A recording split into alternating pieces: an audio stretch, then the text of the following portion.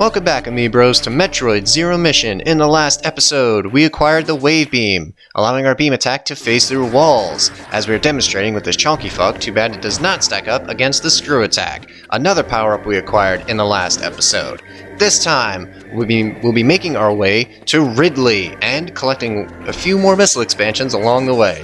Spoiler alert, the missile expansions that are coming up are quite fucking obnoxious. How so? Well, stay tuned and find out. And as you can see with the Wave Beam equipped, our beam attack has a much wider spread than it did with just the Ice Beam alone, allowing us to destroy multiple destroyable blocks. Fuck yeah! And one change in Zero Mission that I can immediately appreciate is the beam weapons actually stack compared to the original Metroid. As in the original Metroid, you could only wield the Ice Beam or the Wave Beam. You could not wield both at the same time, and you really did need the Ice Beam in order to complete the game. Why? Well, you'll see in a later area. And it really sucked too because the Wave Beam was actually the stronger of the two beam weapons. The Ice Beam, it was useful, but in terms of raw power, it couldn't stack up against the Wave Beam. And yeah, not gonna lie, that's really stupid fucking design. Like, I get why they introduced that design choice to incentivize exploration and, you know, just really comb over the entire game and whatnot, but again, the original Metroid is guilty of copy-pasting areas to extend game time, and yeah, no, it's very stupid design in my opinion. And can you believe it took them until the third game for them to realize maybe we should have Samus's beam weapons actually stack and let the player just explore, you know, for something else instead of a required beam weapon, you know, in order to complete the game. But right here, we have our quote-unquote mini-boss of this area, the ensnared Kirugiru, basically an ensnared bug larva who's getting the life sucked out of it by these living tendrils. And it's up to us to free it. So how so? Well, thankfully, this bug larva is shitting out these bug platforms that we can freeze and gain a high enough vantage point to pump missiles into the tendrils. Getting a little ahead of myself here, but what this bug transforms into and whatnot, this mini-boss cannot catch a fucking break. You'll see what I mean later. But right now, we have to defeat this bug if we are to get into Ridley. And funny enough, the moment you acquire the speed booster, you can immediately take this boss on. I don't recommend it, but it's up to you. Again, sequence breaking at its finest.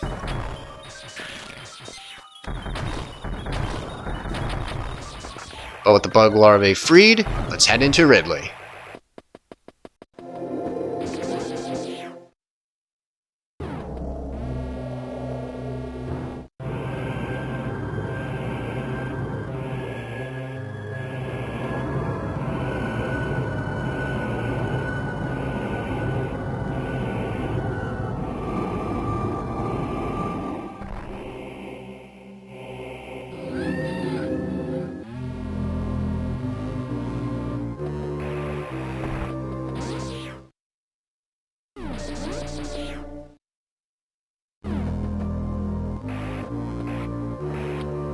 Apologies for the lack of commentary there, folks, but I did want you to hear just the piece that plays the moment you enter Ridley and how just foreboding and atmospheric it is. I mean, it's not like we're in here for very long, because just like Trezodia, we're only here for a few seconds before heading back into Norfair.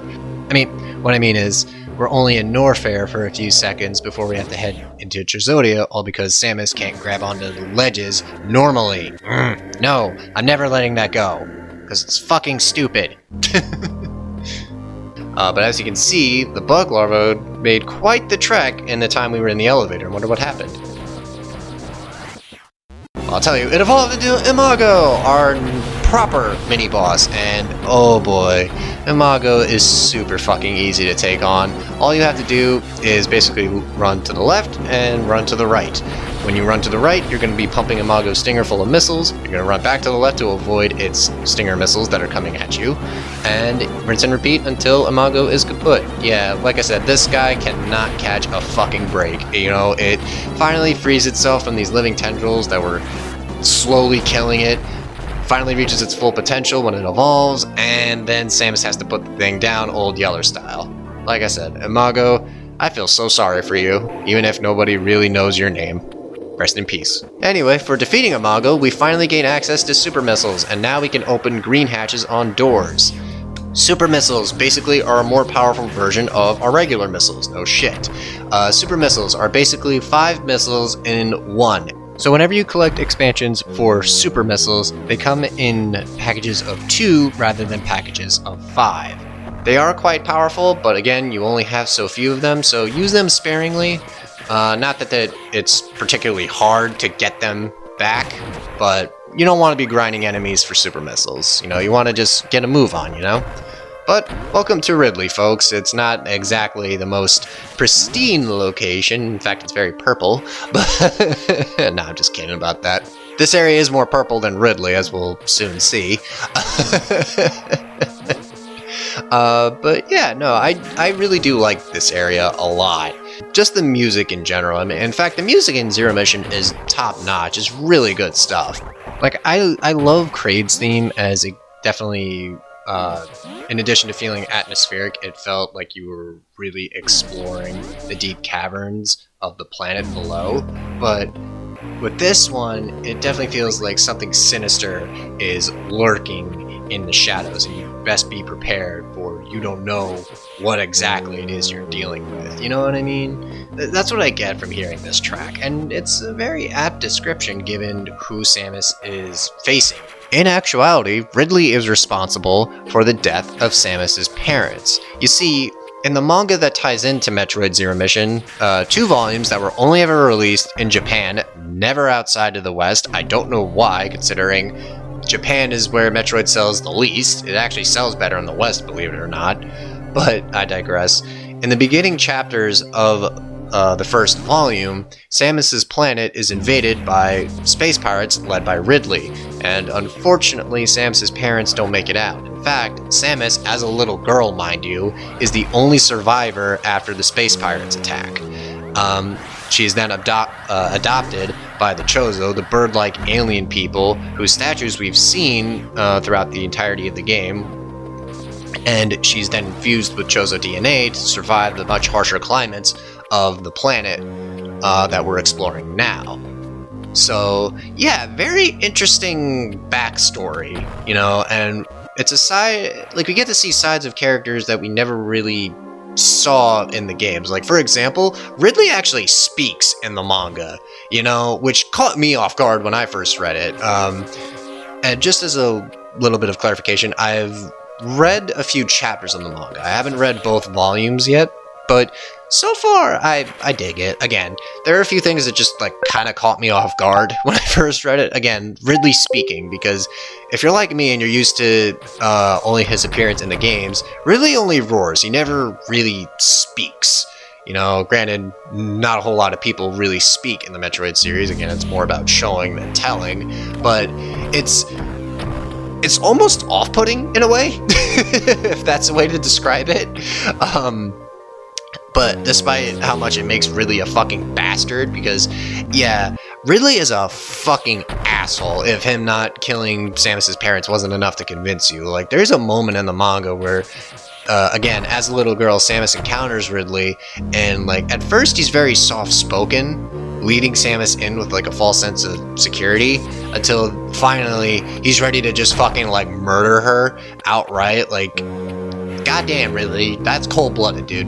And that's another thing in the Metroid manga too. Characters curse. Like, I have no idea if that's because of the translation. Again, it was never released outside of Japan.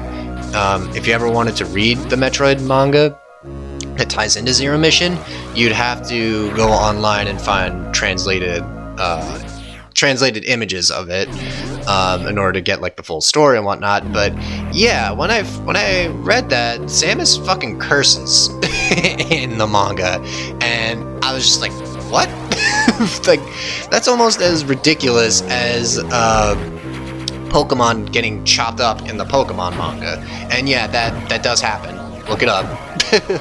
Like, you just see Arbok getting like sliced in half, and it's like, what? It's like the most surreal thing you'll ever see.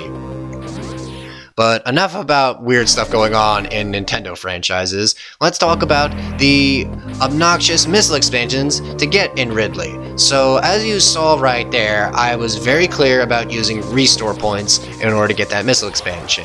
Letting you know right now, that's not the last time I'm going to be doing that, because I want to get these missile expansions as early as possible. You may argue that's on me more so than it is the game, and yes, you are right. You are correct, but like I said, if I'm here and I can get them with my current setup, I might as well go try and get them now. Because after we get them, we have no reason to go back to Ridley, barring one more missile expansion that I believe I skip out on. I believe I do. I'm not sure. I have to go back to my footage and check.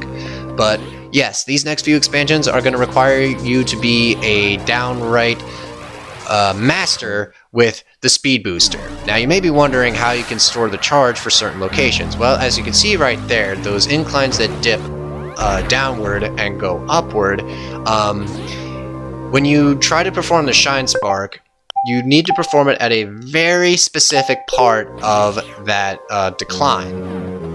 If you do, Samus will run forward and she'll keep the speed booster going.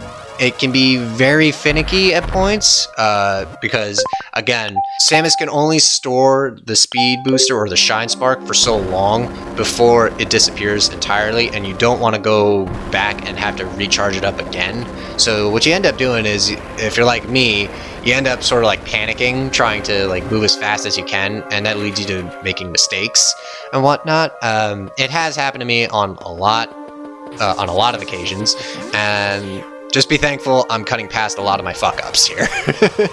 Because I fucked up a lot trying to get these missile expansions. To these rooms' credit, it doesn't take long for you to get back to where you were, but fuck me if it doesn't annoy the hell out of me the more it keeps happening, you know? I mean, they do say repetitiveness leads to mastery, or repetition leads to mastery. I butchered the hell out of that saying. But it's what I do. And right here, this is the room that is a lot easier if you have space jump. Unfortunately, I do not, so you may be wondering what makes this room so difficult. In order to get to that missile expansion, you need to utilize your speed booster while destroying the obstacles that are in your way, because if you don't, well, Samus can't go faster. And there's one annoying as hell missile block right there, and you need to get it on a single jump. You need to be frame perfect with this single jump. Otherwise, you ain't getting it until you have the space jump, people. But I believe in you, Samus. You got this. You can do this, girl!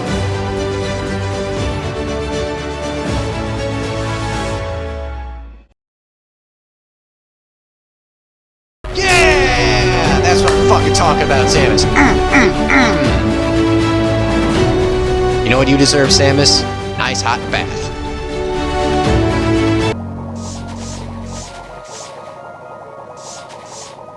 Alright, that's enough of that. Back to Ridley. But yeah, as you can see, those rooms are very fucking obnoxious to get the missile expansions with your speed booster and whatnot. But once you get them, that's it. You feel like such a fucking badass that you got them. But you also feel like, thank God it's finally over. I mean, I know I was feeling that way when I was recording this, but you know, my first time getting them and whatnot, I was feeling pretty fucking pumped. Down here is fake lava, very dickish, but you know what, doesn't matter. We got the missile expansion, and that's what matters.